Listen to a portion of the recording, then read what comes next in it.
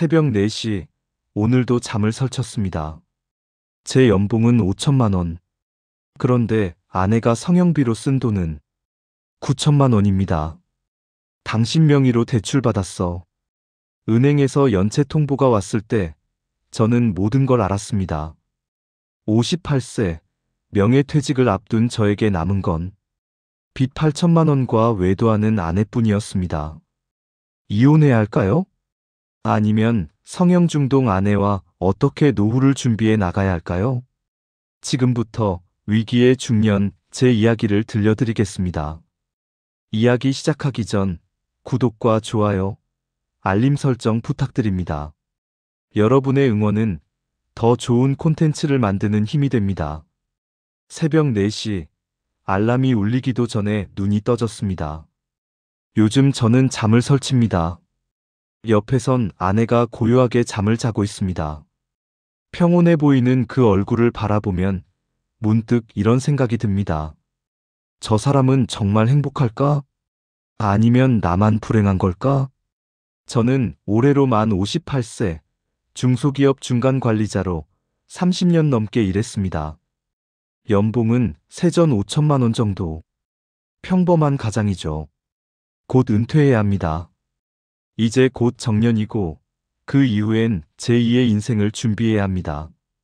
하지만 지금 제 통장 잔고를 보면 노후 준비는커녕 당장 내년을 버티기도 빠듯합니다. 그 이유는 아내의 성형중독로 인한 과도한 지출이 원인입니다. 아내는 올해로 54세, 전업주부입니다. 결혼 초엔 정말 알뜰하고 소박한 사람이었습니다. 시장에서 고등어 한 마리 사와서는 아이들과 함께 웃으며 저녁을 먹곤 했죠. 명절 때도 제사 때도 아무런 불평하지 않았고 언제나 저의 작은 월급으로도 늘 웃으며 살았습니다. 그런 아내가 변하기 시작한 건 5년 전쯤부터입니다. 아이들이 모두 대학을 졸업하고 독립하면서부터 달라지기 시작하였습니다.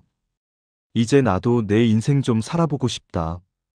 헬스장도 다니고 필라테스, 요가, 친구들과 잘 몰려다녔습니다.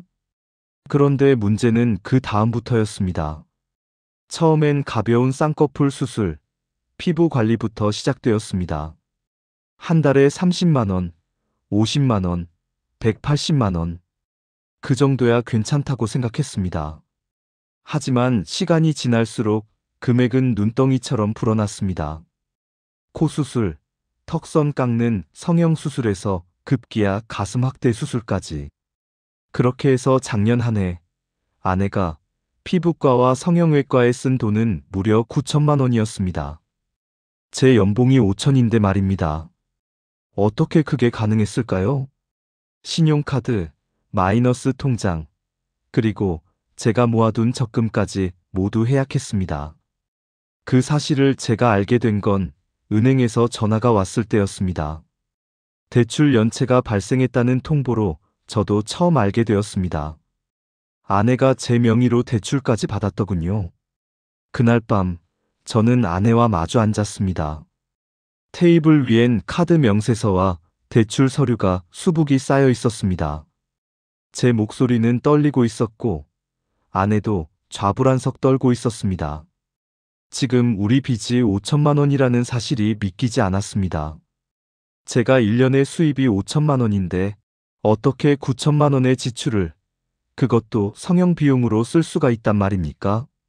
아내는 고개를 숙이고만 있었습니다. 하지만 곧 목소리를 높이며 반박했습니다. 30년 동안 애들 키우고 당신의 뒷바라지를 하며 시댁 명절 준비까지 도맡아 했다고 말입니다. 자신의 인생은 어디 있냐고, 이제라도 자신을 위해 돈 좀 쓰겠다는 것이 그렇게 잘못이냐고 되물었습니다. 30년 동안 자신이 한 집안일을 월급으로 환산해보라고, 자신이 좀 예뻐지려고 돈 쓴 걸 가지고 무슨 생색이냐고 오히려 따지고 묻기 시작했습니다. 그날 밤 우리는 처음으로 격하게 다퉜습니다. 결혼 30년 만에 처음이었습니다. 그리고 그날 이후 아내와 저 사이엔 보이지 않는 벽이 생겼습니다. 다음 날부터 저는 아내의 지출을 추적하지 않을 수 없었습니다. 카드 내역을 일일이 확인하고 통장 거래 내역 등에 나타난 그 숫자들을 보며 경악하지 않을 수 없었습니다. 최근 3년간 아내가 쓴 돈은 총 2억 원이 넘었습니다. 피부과 성형외과뿐만 아니라 명품 가방, 옷, 신발, 심지어 친구들과의 모임에서 개를 들면서까지 돈을 타서 썼습니다. 큰딸 수진이가 때 마침 집에 들렀습니다. 딸은 지금 대기업에 다니며 자취 중입니다. 딸은 제 얼굴을 보더니 무슨 일이 있냐고 물었습니다. 저는 아무것도 아니라고 했지만 딸은 이미 알고 있었습니다. 아내가 요즘 돈을 많이 쓴다는 것을. 그리고 충격적인 사실을 털어놨습니다. 아내가 작년에 딸의 명의로 카드를 만들어서 썼다는 겁니다. 한 500만 원쯤. 딸의 말을 듣는 순간 머릿속이 하얘졌습니다. 그날 이후로 저녁 때마다 아내와 다투는 일들이 잦아졌습니다. 딸 수진이 카드까지 썼다는 사실을 추궁했지만 대답 없는 질문에 불과할 뿐 문제의 해결 기미가 안 보였습니다. 화가 나면서도 혼란스러운 나날이 계속되었습니다. 그로부터 한 달 후, 저는 회사에서 급한 전화를 받았습니다. 아내가 쓰러졌다는 겁니다. 급히 병원으로 달려갔습니다. 응급실 침대에 누워있는 아내는 창백한 얼굴로 링거를 맞고 있었습니다. 의사의 설명은 충격적이었습니다. 아내가 과다출혈로 쓰러졌다는 겁니다. 성형수술 후유증으로 보인다고 했습니다. 그제 알았습니다. 아내가 또다시 제 몰래 성형수술을 받았던 겁니다.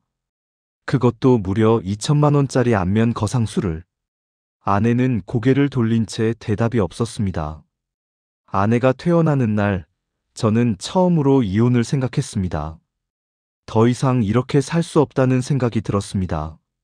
하지만 30년을 함께 산 세월과 그리고 아내의 창백한 얼굴이 자꾸 떠올랐습니다.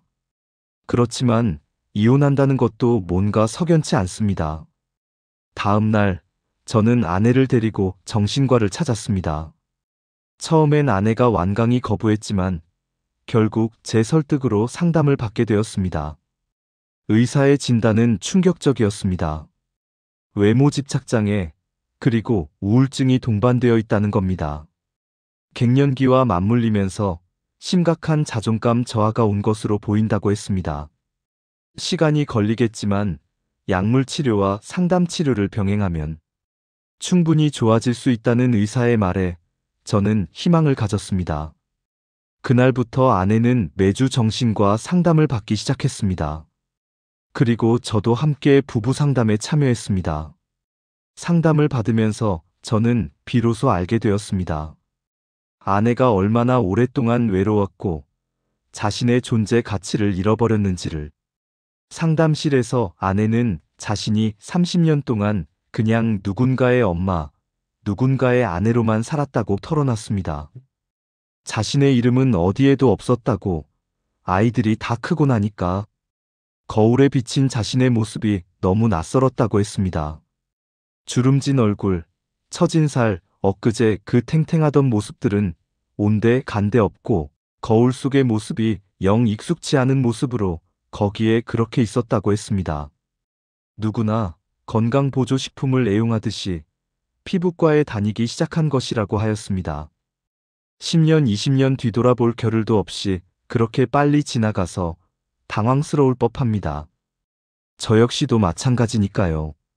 그렇다고 해서 빚을 내면서까지 2억이란 돈을 성형 비용으로 충당하는 것은 납득 불가한 일이었습니다. 상담은 계속되었습니다. 3개월, 6개월. 아내는 조금씩 나아지는 것처럼 보였습니다.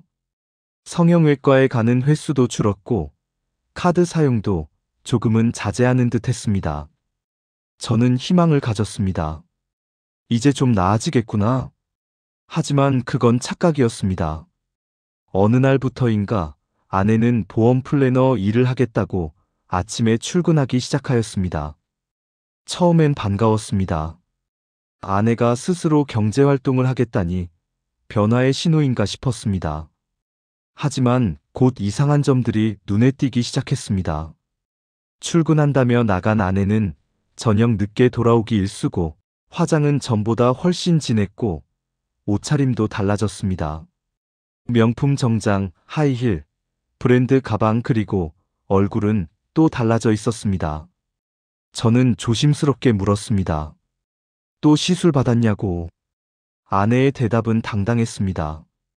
영업 직구는 외모 관리는 필수라고 고객 만나는 일인데 당연히 신경 써야 한다고 했습니다. 한 달이 지나고 두 달이 지났습니다. 보험 플래너로 얼마를 버는지는 정확히 알 수 없었지만 입금 내역을 보니 월 200만 원에서 300만 원 정도 되는 것 같았습니다. 그런데 문제는 지출이었습니다. 여전히 성형외과, 피부과 결제 내역은 500만 원을 넘고 있었습니다. 수입보다 지출이 많으면 직장 다니는 의미가 없다.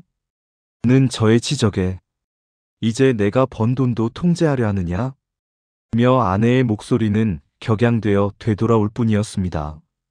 그 어떤 우려도 결국은 싸움으로 번지고 있었습니다.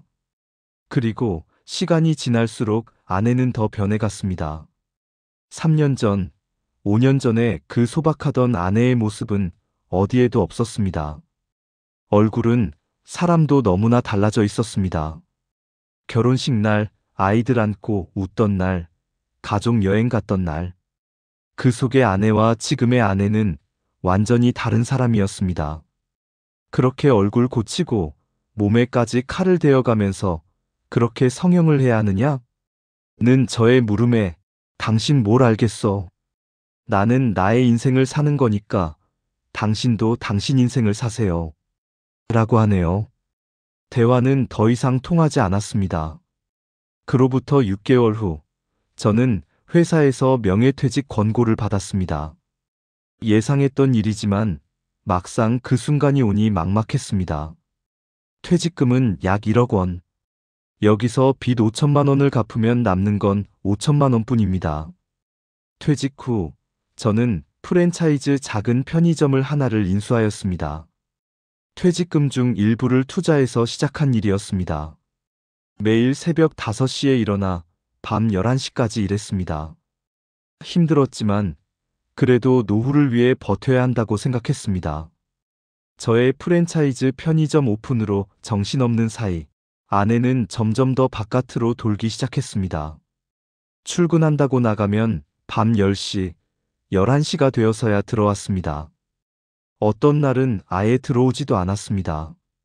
왜 외박하였냐고 물으면 아내는 회사 워크숍이라며 신경 쓰지 말라고 하였고 전화라도 한 통화라고 해라라고 하면 아내는 자신이 일일이 보고해야 하냐며 되물었습니다. 아내의 말투는 점점 더 무미건조해지고 냉소적이었습니다. 그러던 어느 날 밤, 저는 편의점을 일찍 닫고 집에 왔습니다. 거실 소파에는 아내의 핸드폰이 놓여 있었고 마침 메시지 알림이 울렸습니다. 화면에 떠오른 메시지를 무심코 보는 순간 머리가 하얘졌습니다. 오늘 밤도 보고 싶어요. 거기서 기다릴게요. 라는 김두식으로부터 온 메시지였습니다. 떨리는 손으로 핸드폰을 집어들고 이전 메시지들을 확인했습니다. 그리고 그 내용들을 보면서 저는 가슴이 쿵 내려앉았습니다. 거기에는 아내가 외도를 하고 있는 적나라한 표현들이 그것도 꽤 오래전부터 이어지고 있었습니다. 그때 현관문이 열리며 아내가 들어왔습니다. 아내는 제 손에 들린 핸드폰을 보고 제 얼굴을 보고 얼굴이 굳어졌습니다. 저는 떨리는 목소리로 물었습니다. 김두식? 언제부터였니? 아내는 7개월쯤 됐다고 했습니다. 저는 핸드폰을 바닥에 내던졌습니다. 화면이 깨지는 소리가 요란했습니다. 얼굴 몸 다 뜯어 고치고 난리 피운 것이 고작 다른 남자 만나기 위해서 투자한 거였어? 테이블을 내려치는 흥분하는 소리에 비명을 지르던 아내는 그 30년 동안 당신이 저에게 해준 것이 뭐가 있냐? 당신과의 생활이 진절머리 나고 싫다. 월급 다 갖다 줬으니까 큰 소리 칠 수 있는 거냐? 나는 여자로서 행복한 적이 없다. 애들 때문에 이 시간까지 온 거다. 며 고성과 울음범벅으로 소리소리를 질러대었습니다. 분노와 배신감, 그리고 허탈함이 한꺼번에 밀려왔습니다. 이후 한 달 동안 자녀들과 한두 번 만나고 나서 저는 변호사 사무실을 찾았습니다. 이혼에 따른 재산분할 이야기, 위자료 청구 이야기를 들으며 저는 30년 결혼 생활이 정리되어 가는 걸 지켜봤습니다. 돌아오는 길, 저는 한강 다리 위에 차를 세우고 한참을 생각했습니다. 이혼을 하면 어떻게 될까? 빚은 제가 다 떠안게 되고 편의점 수익으로 근근히 살아가야 합니다. 아내 없는 빈집에서 혼자 늙어가는 제 모습이 그려졌습니다. 그렇다고 100번 양보하여 외도한 아내와 가족의 울타리 속에서 체면만 유지하며 살아가는 삶도 상상해 보았습니다. 과연 그것이 사는 것일까? 어느 것 하나 바람직한 모습이 아니었습니다. 어쩌다 이렇게까지 왔을까? 머릿속이 복잡해졌습니다. 하지만 저는 이미 알고 있었습니다. 이미 되돌아갈 수 없다는 것을. 일주일 후, 저는 이혼 서류를 작성하였습니다. 외도를 용서할 수도 없었고, 성형 중독에 빠져 가정을 파탄낸 아내와 함께 늙어갈 자신도 없었습니다. 편의점은 제가 가져가고, 빚은 절반씩 나누며, 집은 팔아서 정리하는 쪽으로 결정되었습니다. 아내는 주저없이 서명했습니다. 30년 결혼 생활이 A4 용지 몇 장으로 끝나는 순간이었습니다. 30년이라는 세월이 함께 키운 아이들이 그 모든 추억이 결국 숨막히는 시간이었던 곳에서 아내는 짐을 꾸리고 나갔습니다. 6개월 후 이혼이 정리되고 집이 팔렸습니다. 집을 판 돈으로 빚을 모두 정리하고 나니 제 손에 남은 건 편의점과 통장에 있는 2천만 원뿐이었습니다. 저는 편의점 근처에 작은 원룸을 얻었습니다. 보증금 500만 원, 월세 60만 원짜리 방이었습니다. 결혼 전 신혼집보다도 작은 공간이었습니다. 매일 새벽 5시에 일어나 편의점을 열고 밤 11시에 문을 닫았습니다. 하루 종일 서서 일하고 저녁 때는 가볍게 편의점 컵라면으로 끼니를 때웠습니다. 원룸으로 돌아오면 텅 빈 방이 저를 맞이했습니다. 가끔 그 원룸으로 딸 수진이가 찾아왔습니다. 딸은 제 얼굴을 보며 괜찮냐고 물었고 저는 괜찮다고 답했습니다. 어느 날 밤 편의점 카운터에 앉아 창밖을 바라봤습니다. 거리엔 퇴근하는 사람들이 분주히 지나갔습니다. 커플들도 보이고 가족 단위로 걷는 사람들도 보였습니다. 문득 이런 생각이 들었습니다. 나는 뭘 위해 이렇게 살고 있는 걸까? 이혼을 선택한 게 옳았을까? 아니면 그냥 참고 살았어야 했을까? 어떤 선택을 했어도 후회가 남았을 난제였습니다. 무심코 핸드폰을 꺼내 옛날 사진첩을 열었습니다. 결혼식 날 사진이 나왔습니다. 웨딩드레스를 입고 환하게 웃는 아내와 그 옆에서 어색하게 웃고 있는 제 모습? 그때의 젊은 두 사람의 옛된 모습들이 눈을 감아도 머릿속에 각인이 되어 파노라마처럼 흘러갑니다. 어디서부터 잘못된 건지 저는 아직도 모르겠습니다. 이혼한 지 1년이 지났을 무렵 그래도 빚은 모두 정리했습니다. 하루 10시간 이상 몸으로 갈아 넣은 나의 중년의 시간들은 편의점 수익으로 간신히 버텨내고 있었습니다. 외로웠지만 아내와 함께 있을 때에 그 질식할 것 같은 답답함보단 나았습니다. 가끔 딸이 찾아와 밥을 해주고 갔습니다. 아들도 한 달에 한 번씩 용돈을 보내줬습니다. 아이들에게 미안한 마음이 들었습니다. 그러던 어느 날 기회가 찾아왔습니다. 편의점에서 도보로 10분 거리에 있는 대단지, 아파트 단지 입구, 그 목 좋은 자리에 편의점이 나왔다는 소식을 들었습니다. 임대료는 좀 비쌌지만 유동인구를 보니 충분히 가능성이 있었습니다. 저는 고민 끝에 결단을 내렸습니다. 그동안 모아둔 돈과 대출을 조금 받아서 두 번째 편의점을 인수했습니다. 평생 직장 생활만 하다가 정년 2년 앞두고 명예퇴직한 후 처음으로 제대로 된 사업 확장이었습니다.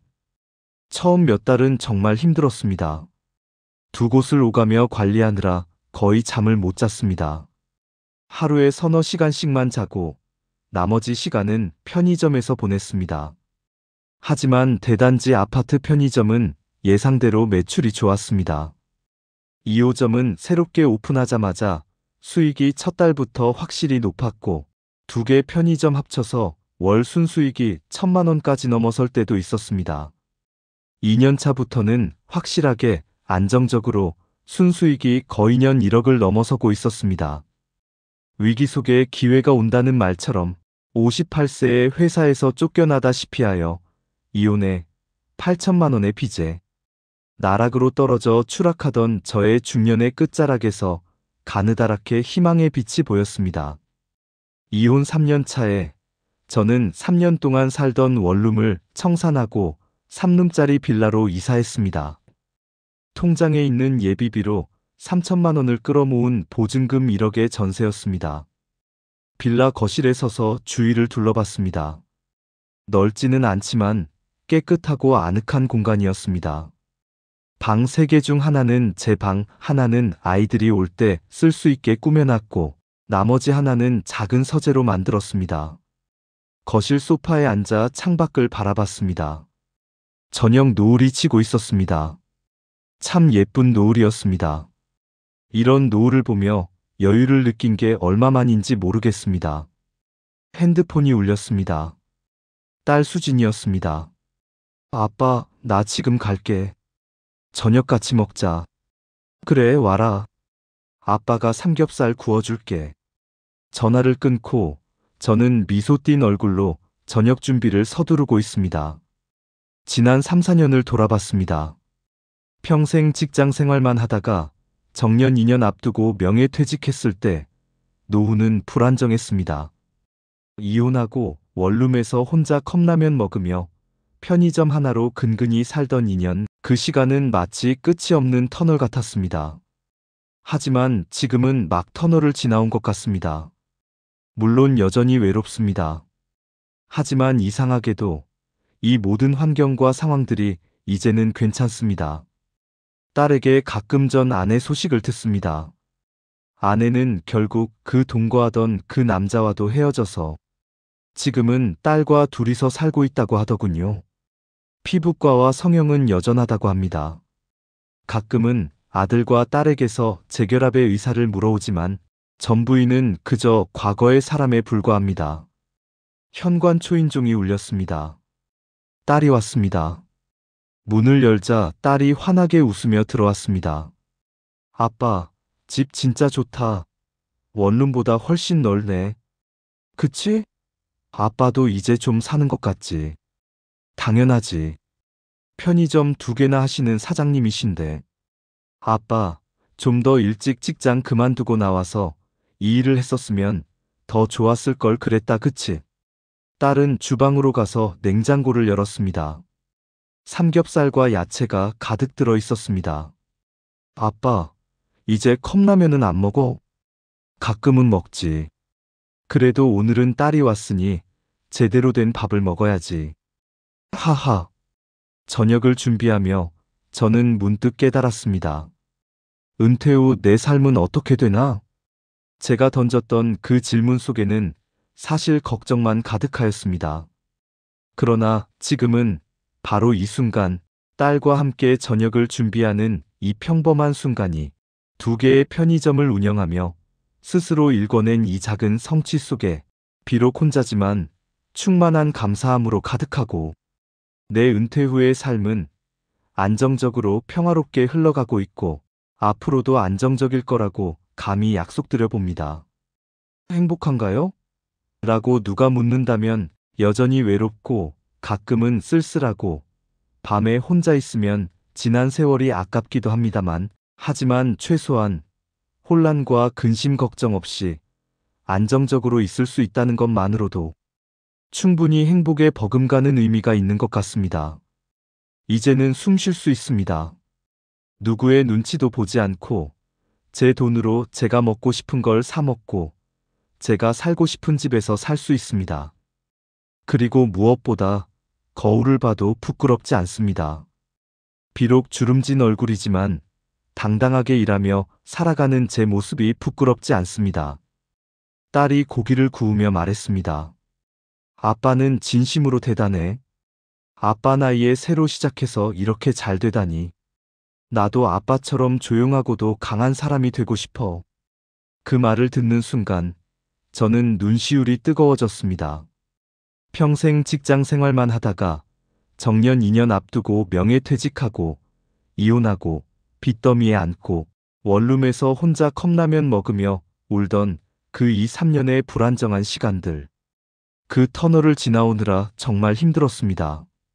하지만 지금 마지막 터널을 건너온 이 순간 저는 홀가분합니다. 30년 결혼 생활은 끝났지만 62세, 제 인생의 막은 드디어 출발선에 들어섰습니다. 자, 건배하자. 딸이 소주잔을 들었습니다. 저도 잔을 들었습니다. 건배. 아빠의 인생의 막을 위하여 건배. 잔을 부딪히는 소리가 경쾌하게 울렸습니다. 창밖으로 보이는 노을은 이제 거의 사라지고 밤이 오고 있었습니다. 그러던 어느 봄날 오후, 편의점에 한 여성 손님이 들어왔습니다. 50대 초반쯤 되어 보이는 분이었습니다. 사장님, 여기 도시락 데워주실 수 있나요? 네, 잠시만요. 전자레인지에 도시락을 돌리는 동안 그분은 편의점을 둘러보며 말했습니다. 사장님, 여기 정말 깨끗하게 운영하시네요. 다른 편의점이랑 느낌이 달라요. 감사합니다. 손님들이 편하게 오셨으면 해서요. 그게 느껴져요. 저 근처 병원에서 간호사로 일하는데 자주 올게요. 그날 이후 그분은 정말 자주 왔습니다. 이름은 김선영 씨, 이혼한 지 3년 되었다고 했습니다. 밤 근무가 끝나면 들러서 간단한 요기를 하곤 했습니다. 사장님도 혼자 사시나 봐요? 네, 저도 이혼한 지 3년 됐어요. 아, 저랑 비슷하네요. 힘드시죠? 처음엔 힘들었는데 이제는 괜찮아요. 어느 날 밤, 선영 씨가 편의점 테이블에 앉아 컵라면을 먹다가 물었습니다. 사장님, 혹시 시간 되시면 커피 한 잔 하실래요? 제가 사는 거예요. 손님이 사장한테 커피를 사겠다고요? 네, 이상한가요? 그냥 이야기하고 싶어서요. 그렇게 우리는 편의점 문을 닫고 근처 24시간 카페로 갔습니다. 밤 12시가 넘은 시간이었지만 이상하게 시간 가는 줄 몰랐습니다. 저도 결혼 생활이 힘들었어요. 남편이 사업 실패하고 술만 마시더라고요. 많이 힘드셨겠네요. 처음엔 지옥 같았는데 이혼하고 나니까 오히려 홀가분하더라고요. 사장님은 어떤 사유로 헤어지셨어요? 나에 대한 이혼 사유가 뭐였더라? 나의 과거 이야기를 들으며 선영 씨는 조용히 경청하고 있었습니다. 선영 씨의 수술하지 않은 자연 그대로의 얼굴이 참 예뻤습니다. 주름도 있고 피곤해 보이기도 했지만 그 미소는 진심이었습니다. 사장님, 다음 주 일요일 시간 되세요? 일요일이요? 네, 제가 산책하는 코스가 있는데 혼자 걷기 심심해서요. 같이 걸을래요? 저 괜찮을까요? 왜요? 이상한 거 아니에요. 그냥 친구로요.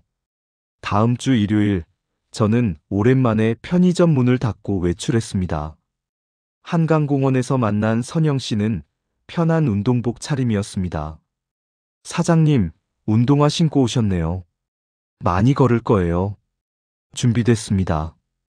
우리는 한강을 따라 걸었습니다. 봄바람이 기분 좋게 불었습니다. 벚꽃이 흩날리고 사람들이 웃으며 지나갔습니다. 이렇게 걸어본 게 얼마만인지 모르겠네요. 저도요. 항상 편의점에만 있었는데. 사장님, 웃는 얼굴 처음 봐요. 제가 웃었나요? 네, 지금 웃고 계세요. 그 순간 저는 제 얼굴에 미소가 번지고 있다는 걸 깨달았습니다. 오랜만이었습니다. 진심으로 편안하고 즐거운 순간. 공원 벤치에 앉아 커피를 마시며 선영 씨가 말했습니다. 사장님, 다음에 또 나와요. 이렇게 걷는 거 나쁘지 않죠? 네, 좋네요. 그럼 다음 주도 괜찮으세요? 저는 고개를 끄덕였습니다. 그리고 이상한 느낌이 들었습니다. 가슴이 조금 두근거렸습니다. 이 나이에 이혼하고 빚 갚느라 정신없던 제가 이런 감정을 느낄 줄은 몰랐습니다. 사랑까지는 아니었습니다. 하지만 누군가와 함께 걷고 이야기하고 웃을 수 있다는 것, 그것만으로도 충분히 설레는 일이었습니다. 집으로 돌아오는 길, 저는 혼자 중얼거렸습니다. 그래, 아직 끝난 게 아니야. 아직 살아갈 날이 많이 남았어. 그 후로 선영 씨와 저는 자주 만났습니다. 연인까지는 아니지만 편한 친구이자 서로를 응원하는 가까운 지인이 되었습니다. 혼자지만 당당하고 자유롭게. 그래, 아직 끝난 게 아니야. 아직 살아갈 날이 많이 남았어. 혼자이지만 그래도 괜찮아. 저는 오늘도 즐거운 시간들을 쌓아가고 있습니다. 여러분, 오늘 제 이야기 어떠셨나요? 누구에게나 위기와 기회는 어김없이 찾아오는 것 같습니다. 여러분들도 즐겁고도 안정된 시간들로 가득하기 바랍니다. 다음에도 더 좋은 이야기로 찾아뵙겠습니다. 구독과 좋아요, 그리고 댓글로 많은 의견 남겨주세요. 감사합니다.